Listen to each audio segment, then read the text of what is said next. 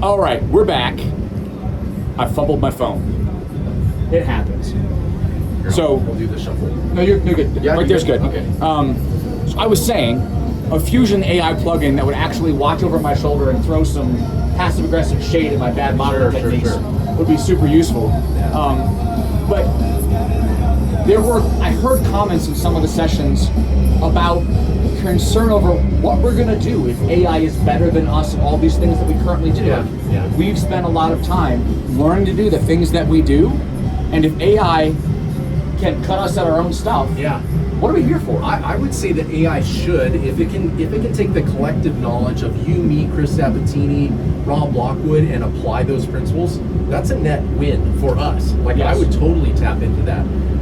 The thing that just won't change, and I say this with a grain of salt, is like the actual moving of finished components. Yes, automation, but there needs to be human oversight. I think it's best when AI or machine intelligence is coupled with humanity. I think that's where we need to go. That's where I do see us going. I don't fear job loss at all in manufacturing. I think it'll be more efficient. I think you'll have a new generation of machinists that coming into it that's like, like for example, we have Discord. Half the people were like, "What's Discord?" And Al said, all the young kids are using Discord. I think AI is going to be that. There's going to be a generation that's like, you're not using AI to program? What are you doing? What would you call a shop that starts off and they're AI native from the very beginning, and they never, ever, ever, at any time, ran their entire shop off an Excel spreadsheet? Wow. I'd call that the future. I'm looking for an actual term. But profitable, inevitable, necessary. I would call it all those things. Because what Cam did to knee mills and stuff like that, I think AI is going to do for Cam and for running machines and everything. And hey, I know you programmed me to whip around this at 400 inches a minute, but I'm going to dial it down to 300 or 600. Tesla tie-in here. As I was talking with Pete and Mark today, the idea that what is a machining interface going to look like in 5 years, and the idea that I could have a closed loop feedback system where the machine is capturing real-time data on vibration, acoustics, and camera monitoring, is adjusting cutting parameters on the fly as the cutter wears. And giving me optimal metal removal, looking at spindle load, looking at side pressure on the tool, looking at the high-speed vision, I would say. Deflection in the cut. And then you could literally set the machine to chill mode or hustle mode. That's so and literally okay, we're gonna run this overnight, and the machine is going to babysit the tools. As it goes, it's gonna be watching them in real time. The second a tool breaks, immediate stop, broken tool detection goes completely away. You're just watching it in real time.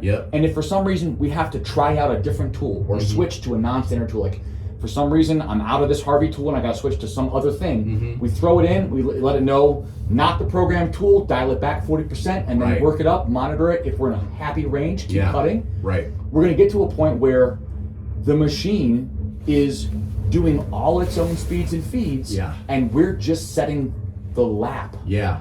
Based on the actual conditions. So there was one of the panels, one of the guys that I had dinner with last night, James, he's an apps guy out of for Metsura. James Mayat. Yes, awesome guy, right? So James Mayat is an absolute ninja. He's rad. So we were talking, and he talked about in the panel about how he had, no, he didn't. He told me at dinner how he flooded a shop and chips were spilled over, and he got a call at 3 a.m. and he was working with a great team there, and he's like, I made this mistake, I'm gonna clean it up. They're like, no, James, go do some other stuff. He needed to have that mistake. But AI could say, hey, I'm gonna dial it back. We're making 2 thicket chips that aren't clearing. Let's make some less fluffy chips, stuff like that. Even the idea, if we're running automation overnight, that the machine can be visually monitoring chip buildup. And you have dynamic nozzles. You can easily say, hey, hose that corner till it's gone. And then the camera at the back goes, yep, it all made it into the chip bin. If you had active chip bin monitoring, either by weight or by visual, and you would know, hey, the chip bin's full, pause. Do not overflow it. I mean, I think it would say, you read the AI log in the morning, it says, hey, I paused and I created this G code to do a wash down sequence and move the nozzles and kind of pulse the wash down the nozzles just to loosen the stuff. I saw that it was good, then I resumed. Like that's what it should be doing. Because right now when we have checks and safeties in those systems, like oftentimes the best possible outcome is pause until tomorrow when the humans come in. Yeah, exactly. Yeah, I see that going away very soon. You know, I start my mornings because I'm in the AI coding deep dive. I start my mornings looking at the previous 24 hours of AI development, the latest releases. I think this is the year where it's going to happen. If not this year, 2027, where it's like the IoT meets AI, AIoT. You know, it's going to be like. I hope you guys appreciate how much work this is to hold my camera up and steady. I'm trying not to rest my elbow so the camera doesn't shake. But this is exhausting. You're doing okay. So does this count as a YouTube, or does it count as a This podcast? is. I'll probably put stuff on YouTube, but I'll also put it up on Instagram. Yeah. We could have Nathan scrape the audio and make a live from the gondola. Yeah. Oh. Gondola live. Gondola live. Can I report something I'm a bit happy about? Yeah, please. I feel like my YouTube channel is taking the lead. Oh, have I not been reporting stats all day? No. Oh, come on. My YouTube channel pulled ahead today. So, what are the latest? I had 4 or 5 more podcast listeners on the gondola. Okay, I feel like we were up by 4 or 5. Okay, so I mean, it's kind of a wash, but this is a crowd that watches YouTube. So one guy, he's like, I love the podcast, and I'm like, great. I was razzing him about it. He's like, yeah, I'm just so focused. I don't do YouTube. I get the content. I'm like, do you listen while I work? No, I listen on my drive. Perfect. We get it. We want to fill that time with our content. So it's a net win for everyone. Yeah. Yeah. Any surprises here? Wow, surprises. Anything that wasn't what you expected? I'm pretty darn satisfied, to be honest. Worth the plane ticket, worth the time. Yeah. Weirdly, I've had kind of mild altitude. Oh, me too. I wake up every morning with a searing headache. I've been having headaches. I've been taking a lot of extra strength Advil. Drinking a ton of water. I actually used up all my electrolyte packets and went out and bought more. Okay. And this afternoon, for the first time, I feel actually hydrated enough. And I, for the first time since I got here, don't have a headache. Yeah, I'm pretty much acclimated after 4 days of being here. Which means it's time to leave.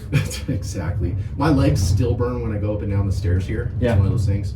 I would just say, I think this was a great run for Toolpath. These guys crushed it. Yes. And there was some talk, I don't know if it was Al, but some people saying, we might pick a different location for next year. No, selfishly, do this. It's only going to get more organized, more scheduled out. So I would say, please, if you're listening or watching this, Mammoth again, maybe we switch off, or do twice a year. But this was great. This was amazing. I think twice a year would be a lot. Yeah, for sure. But there is a lot of real value here. So if you follow our podcast or you watch Jay's YouTube channel, you know who you are, and you are a shop owner, the next time this happens, be here. Yes. Thanks for watching. Have a great day.